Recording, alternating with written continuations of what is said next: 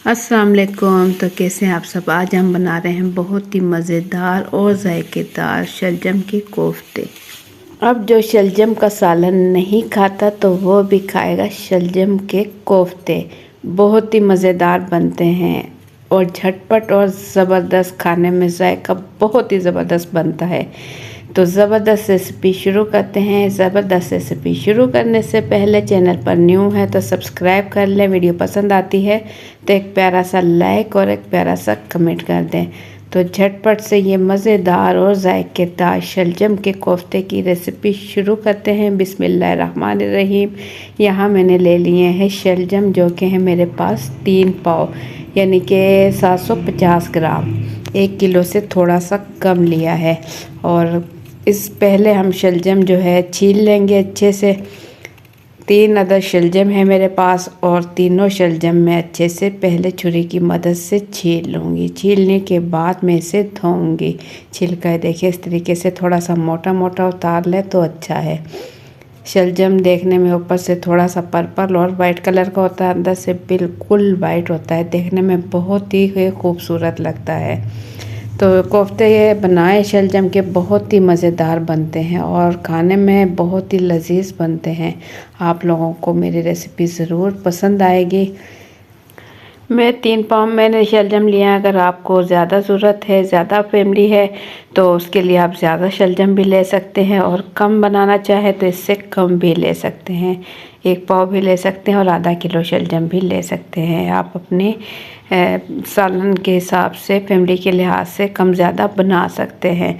तो मैंने यहाँ 3 पाव लिए हैं और 3 पाव शलजम जब मैं इस छीलने के बाद मैं इसे धो लूँगी और धोने के बाद मैं इसे कद्दूकश करूँगी। जब कद्दूकश करूँगी तो आपको पता है फिर ये थोड़े से हो जाएंगे। तो शलजम तो यहाँ मैंने छील लिए। ये मेरे पास है शकरी बोलते हैं इसे, शकरी। ये माल्टे की तरह होती है, लेकिन माल्टा अंदर से थोड़ा नरम होता है और ये थोड़े से सख्त होते हैं, लेकिन खाने में ये बहुत ज़्यादा मीठे होते हैं। ये बिल्कुल भी हल्की सी भी खटास इसके अंदर नहीं होती। अगर आप कोई भी सालन या किचन में काम कर रहे हैं तो साथ में रख लें कोई फ्रूट। वैसे तो नहीं खाया जाता, लेकिन साथ में अगर आप कोई फ्रूट रख लेंगे तो साथ साथ आप ये भी खाते रहें और काम भी करते रहें। इसलिए मेरे पास ये शकरी थी। मैंने ये देखे इस तरीके से भी इसकी कटिंग कर सकते हैं और इस तरीके से बहुत ही आसानी के साथ ये छिल जाता है और ये खाने में बहुत ही मीठा होता है। इसमें से जो इसका रस होता है बिल्कुल ऐसा होता है जैसे कि गन्ने का रस पिया जाए। बिल्कुल ऐसा होता है और अफादियत के लिहाज से ये बहुत ज़्यादा फ़ायदे रखता है। तो ये मौसम सीज़न का फ्रूट है, तो ऐसे फ्रूट लाजमी खाने चाहिए। ये बहुत ज़्यादा फ़ायदे रखते हैं। इसे हम अच्छा सा छील कर साथ में रख लेंगे। इस तरीके से भी छील लिया जाता है और एक और तरीका मैं आपको बताऊंगी कि ये इस तरीके से भी कटिंग किया जा सकता है। ये देखिए ऊपर से इसकी टोपी की कटिंग कर लें और छुरी की मदद से बस इसके कट कर लें। इस तरीके से 4 हिस्से में कर लूँगी। अब चारों हिस्से के मैं आधे आधे पीस कर लूँगी। चाहे तो इसके ऊपर नमक और चाट मसाला वगैरह डालकर भी खाया जा सकता है। अगर आपको चाट मसाला वगैरह नहीं पसंद तो सिंपल भी इस तरीके से ये खाया जा सकता है। देखिए इस तरीके से खोल लें, थोड़ा सा पकड़ें और इसे खा लें।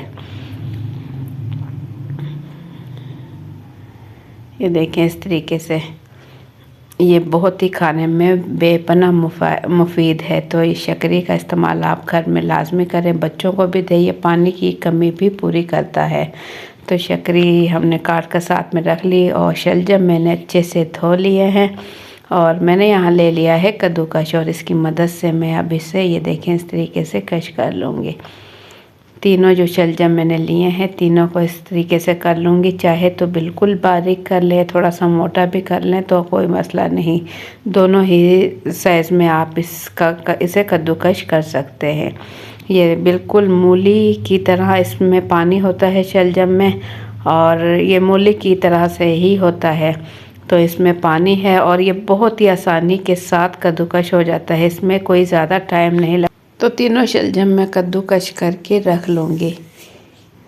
बहुत ही आसानी के साथ हो जाते हैं। और यहाँ मैंने ले लिया है बेसन। बेसन यहाँ मैंने ले लिया है 1 पाव, यानी कि 250 ग्राम।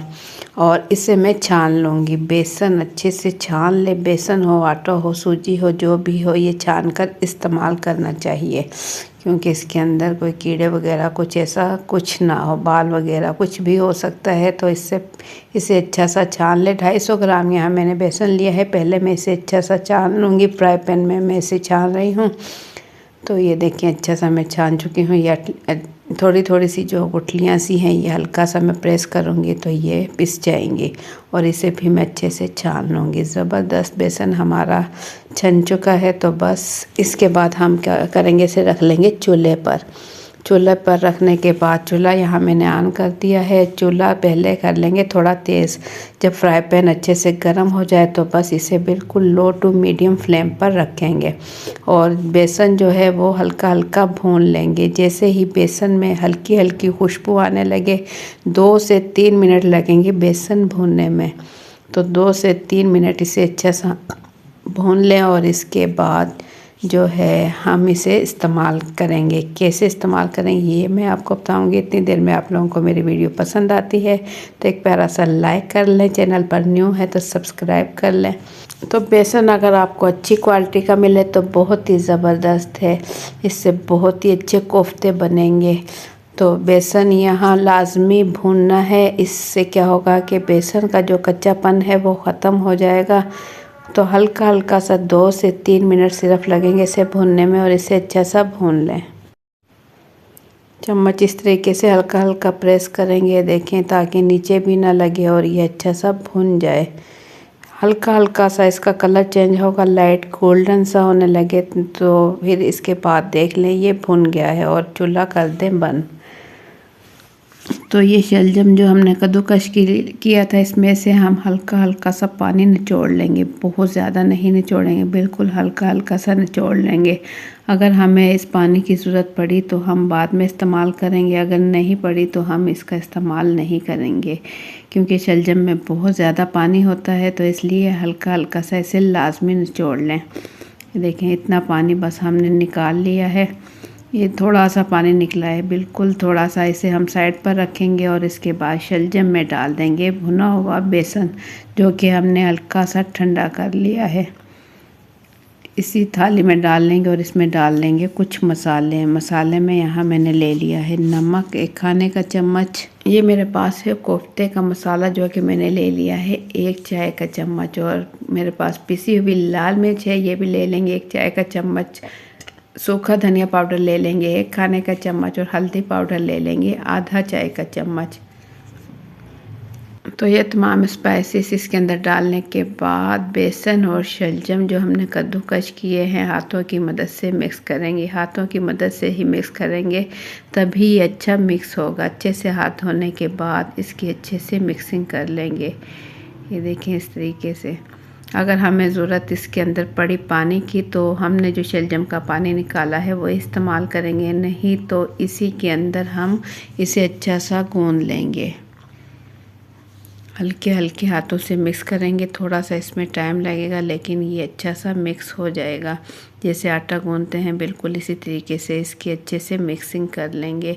थोड़ी सी मेहनत के बाद बहुत ही मज़ेदार और जायकेदार कोफ्ते बनने वाले हैं। देखिए इसके अंदर पानी की ज़रूरत बिल्कुल भी नहीं पड़ेगी, क्योंकि जो शलजम का अपना पानी था इसी के अंदर जो बेसन वगैरह और मसाले हमने डाले हैं वो इसी के अंदर अच्छे से मिक्स हो चुके हैं। इसके अंदर पानी की बिल्कुल भी ज़रूरत नहीं है। तो इसे अच्छा सा हम गूंद लेंगे, जैसे कि आटा हम गूंदते हैं बिल्कुल इसी तरीके से 4 से 5 मिनट हम इसे अच्छा सा गूंद लेंगे, ताकि मसाले, बेसन और शलजम तमाम चीज़ें अच्छे से मिक्स हो जाए। इसके अंदर इसे गूंदने के बाद हम निकाल लेंगे बाउल में। ये देखिए कितना अच्छा ज़बरदस्त ये मिक्स हो चुका है। और मिक्सिंग अच्छे से करें ताकि जो है तमाम चीज़ें अच्छे से मसाले वगैरह जो है अच्छे से मिक्स हो जाएं। तो यहाँ हमने कढ़ाई में रख दिया है पानी, आधा कढ़ाई रखी थी और ये देखिए इसमें थोड़ा सा उबाल आने लगा है। पानी तेज़ गर्म हो चुका है। तो बस इस टाइम हम हाथ पे हल्का सा घी लगा लेंगे ताकि हाथ थोड़े से चिकने हो जाए। और चिकने हाथों के साथ जब हम कोफ्ते बनाएंगे तो ये हाथों पे मिक्सचर चिपकेगा नहीं। बिल्कुल हल्के हल्के हाथों से जितने साइज़ के आप बनाना चाहें उसी साइज़ के आप बना लें, छोटे बड़े। चूल्हे पर पानी गर्म है और कोफ्ते बनाते जाएं और इसके अंदर डालते रहें डायरेक्ट, क्योंकि पानी तेज़ गर्म है तो ये बिल्कुल भी टूटेंगे नहीं और बहुत ही आसानी के साथ ये तैयार हो जाएंगे। देखें इस तरीके से कोफ्ते बनाएं, बहुत ही जल्दी और झटपट ये कोफ्ते बन जाते हैं हाथों से इस तरीके से बिल्कुल गोल। ये देखिए साइज़ आप छोटा बड़ा जो आप मुनासिब समझे उसी साइज़ में आप बना लें। ये देखिए मैं तमाम कोफ्ते बना चुकी हूँ। एंड में तकरीबन ये 3 कोफ्ते इसमें बन जाएंगे, तो मैं साथ ही ये बनाऊंगी और साथ ही मैं डालती रहूँगी कढ़ाई में, जो कि पानी हमने गर्म होने के लिए रखा है। तो मीडियम फ्लेम चूल्हे की हमने की हुई है और इससे तमाम कोफ्ते हम कढ़ाई में डालने के बाद ये देखें कटोरी अच्छी से हम साफ़ कर लेंगे, प्याली अच्छे से साफ़ कर लेंगे तमाम कोफ्ते। देखिए प्याली पे बिल्कुल भी मिक्सचर नहीं लगा, अच्छे से हम साफ़ कर चुके हैं और तमाम कोफ्ते हम कढ़ाई में डाल चुके हैं। ये देखिए पानी अच्छे से पक रहा है, उबाल आ रहा है, तो बस इस टाइम हम ढक्कन ढक कर इसे पकने के लिए छोड़ देंगे इतनी फ्लेम पर कि ये बाहर ना निकले, लो टू मीडियम फ्लेम पर। इसके बाद इतनी देर में हमारे कोफ्ते उबल रहे हैं तो हम काट लेंगे प्याज। 3 मीडियम साइज़ की प्याज यहाँ मैंने ले ली है और इसे छीलने के बाद इसे इस तरीके से कटिंग कर लेंगे। कटिंग बोर्ड पर कटिंग करें तो बहुत ही झटपट से प्याज कटिंग हो जाएंगे ज़बरदस्त। प्याज 3 मीडियम साइज़ के ले लें। इसके साथ हम टमाटरों का इस्तेमाल बिल्कुल भी नहीं करेंगे, हम इस्तेमाल करेंगे दही का, क्योंकि दही से ग्रेवी बहुत ही अच्छी और ज़बरदस्त बनती है। कोफ्ते वगैरह जब आप बनाएं तो इसमें टमाटर के बजाय दही का इस्तेमाल करें, उससे ग्रेवी बहुत ही अच्छी गाढ़ी और मज़ेदार बनती है। तीनों प्याज की हम कटिंग कर लेंगे। कटिंग करने के बाद हम इसे फ्राई करेंगे, तो पहले हमारे कोफ्ते उबल जाएं, इसके बाद हम इसे फ्राई करेंगे। कोफ्ते आप सिर्फ 4 से 5 मिनट ही उबालें, इतनी देर में कि इतनी देर में आप मसाले और प्याज वगैरह कटिंग करें, इतनी देर में ही कोफ्ते उबलकर तैयार हो जाएंगे। तो प्याज की कटिंग करूँगी मैं और मसाले वगैरह तैयार करूँगी, बस इतनी देर ही के पकाऊँगी, यानी कि 4 से 5 मिनट। तो प्याज की कटिंग मैं कर चुकी हूँ और कोफ्ते हम देख लेते हैं। और ये कोफ्ते देखें जब ये पक कर ऊपर आ जाए और ऊपर ये पकते रहें और ये देखिए घूम रहे हैं कोफ्ते, तो बस इसका मतलब है ये कोफ्ते बिल्कुल रेडी हो चुके हैं। तो बस इस टाइम हम चूल्हा बंद कर देंगे और किसी जाली वाली छलनी की मदद से इस तरीके से हम इसे निकाल लेंगे। पानी से तमाम कोफ्ते जो हैं मैं इस तरीके से निकाल लूँगी। ये कोफ्ते निकालने के बाद जो पानी इसमें बचा है वो मैं ज़ाया कर दूँगी। तो कोफ्ते देखिए तमाम कोफ्ते माशाल्लाह रेडी हो चुके हैं और ये बिल्कुल भी नहीं टूटे हैं। तो यहाँ कढ़ाई में मैं ले लूँगी आधा कप कुकिंग ऑयल और इस कुकिंग ऑयल में हम डाल देंगे प्याज जो कि हमने कटिंग किए हैं और प्याज हम लाइट गोल्डन होने तक इसे फ्राई करेंगे। मीडियम फ्लेम पर ये मैं फ्राई कर चुकी हूँ, तो बस इसे मैं निकाल लूँगी। प्याज हल्के हल्के गोल्डन हो चुके हैं, तो इसे निकाल कर मैं जूसर के जग में पीस लूँगी। ऑयल से हम प्याज निकाल लेंगे।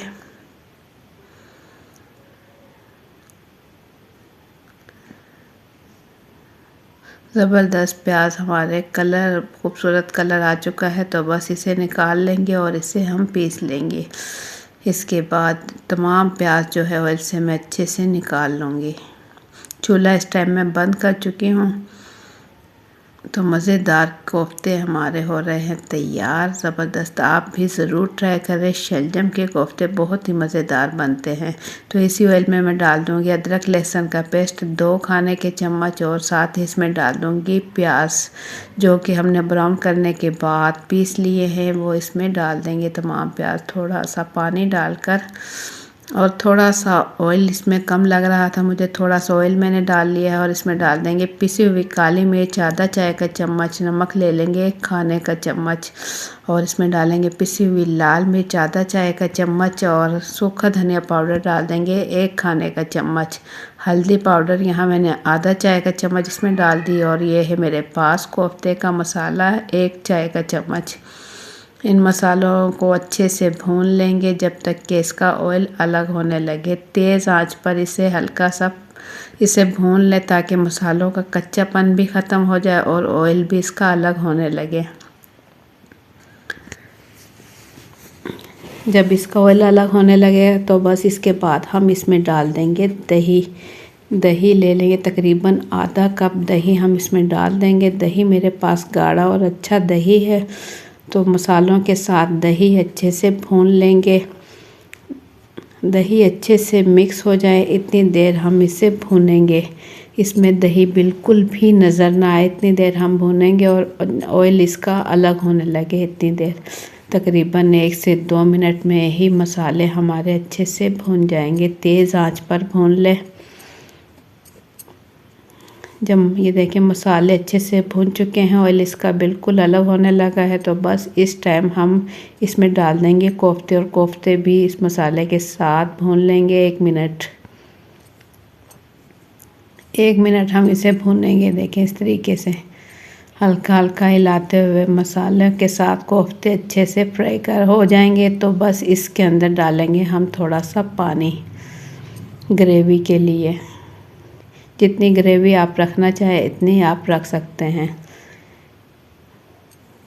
तकरीबन 2 कप मैंने इसमें पानी डाल दिया है और चम्मच चलाकर मैं तेज़ आंच पर पकाऊंगी। जब जैसे ये पकने लगेगा तो इसकी फ्लेम बिल्कुल लो कर दें, बिल्कुल हल्की फ्लेम पर फिर इसे पकाएं 4 से 5 मिनट। 4 से 5 मिनट गुजर चुके हैं, तो ये देखें ऑयल भी इसका ऊपर आ चुका है और ग्रेवी के साथ कोफ्ते हमारे रेडी हैं। तो इस टाइम इस पे डाल देंगे पिसा हुआ गरम मसाला 1 चाय का चम्मच और इस पे डाल देंगे हरी मिर्चें।